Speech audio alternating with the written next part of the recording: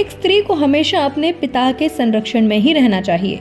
शादी के बाद पति के संरक्षण में, तो वहीं पति की मौत के बाद उसे अपने पुत्र के ऊपर निर्भर रहना चाहिए। किसी भी स्थिति में एक महिला आजाद नहीं हो सकती। अरे नहीं, ऐसा मैं नहीं कह रही, बल्कि ऐसा कहना है मनुस्मृति के 5वें अध्याय में लिखे 147वें व 48वें श्लोक में। दरअसल मनुस्मृति हिंदू धर्म व मानव जाति का एक प्राचीन धर्मशास्त्र है, जिसे भारत का पहला संविधान भी माना जाता है, जिसमें कुल 12 अध्याय व 2684 श्लोक हैं, जिसे ब्रह्मा के पुत्र ऋषि मुनि ने लिखा था। इसमें हिंदू धर्म के विभिन्न सिद्धांतों जैसे कि दर्शन, धर्म, कानून, नीति शास्त्र, समाज शास्त्र का वर्णन किया गया है। लेकिन अगर बात स्त्रियों को लेकर की जाए तो इसमें स्त्रियों को लेकर केवल इतना ही नहीं लिखा हुआ, बल्कि इसमें यह भी लिखा हुआ है कि एक स्त्री को अपने पति की मृत्यु के बाद दोबारा शादी करने का कोई हक नहीं है, वरना उसे नरक का दुख भोगना पड़ेगा। लेकिन अगर वहीं किसी पुरुष की पत्नी की मृत्यु हो जाती है तो उसका दाह संस्कार और यज्ञ करके फिर विवाह कर लेना चाहिए और बाकी की जिंदगी गृहस्थ आश्रम में बितानी चाहिए। हाँ, मालूम है कि ये काफी विवादित बातें हैं जो कि इस ग्रंथ में लिखी गई हैं, और यही कारण है कि मनुस्मृति पर आए दिन वाद विवाद चलते ही रहते हैं।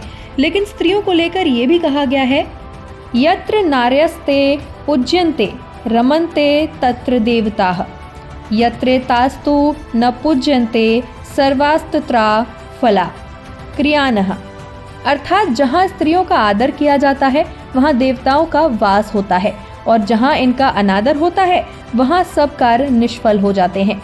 मनुस्मृति में केवल स्त्री को लेकर ही नहीं, बल्कि जातिवाद के बारे में भी कई ऐसे श्लोक हैं जिनकी वजह से अक्सर ही लोगों के बीच विवाद हो जाता है।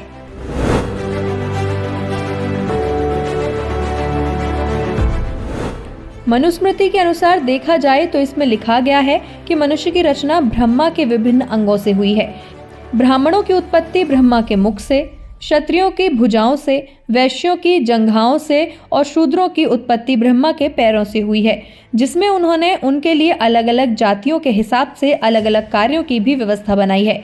इसमें आजकल की प्रचलित जातियों के बारे में कहीं कोई उल्लेख नहीं है। मनुस्मृति के कुछ चुने हुए श्लोक जैसे जन्मना जायते शूद्रः कर्मणा दृज्य उच्यते, जिसमें बताया गया है कि जन्म से सभी शूद्र ही होते हैं, लेकिन कर्म के आधार पर उनका नया वर्ण होता है।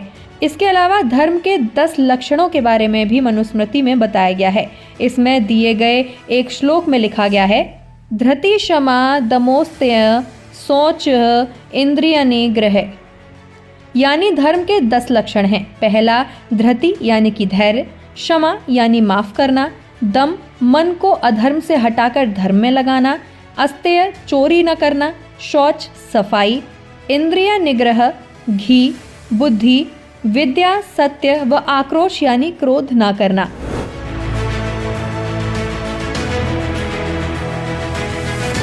Doctor B R. अम्बेडकर ने 25 दिसंबर 1927 को मनुस्मृति को जला दिया था। उनका इसे जलाने के पीछे कहना था कि मनुस्मृति ब्राह्मणवाद की मूल संहिता है। ये किताब जन्मजात श्रेष्ठ, पिछड़ों, दलित व महिलाओं को जन्म के आधार पर अलग थलग करती है, और ये केवल और केवल पिछड़े दलितों और महिलाओं को मर्दों की सेवा करने वाला बनाती है। हालांकि मनुस्मृति के जलाने के इस कृत्य को महात्मा गांधी ने गलत बताया था। उनका कहना था कि ऐसे किसी भी ग्रंथ को जलाना गलत है, चाहे आप उनकी बातों से सहमत हो या फिर ना हो।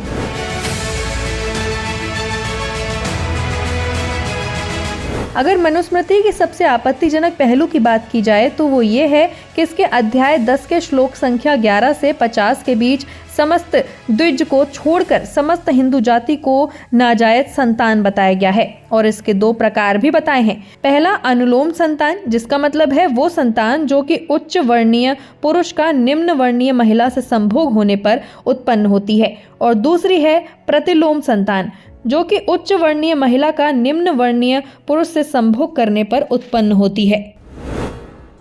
Bureau report, Bharat Shri.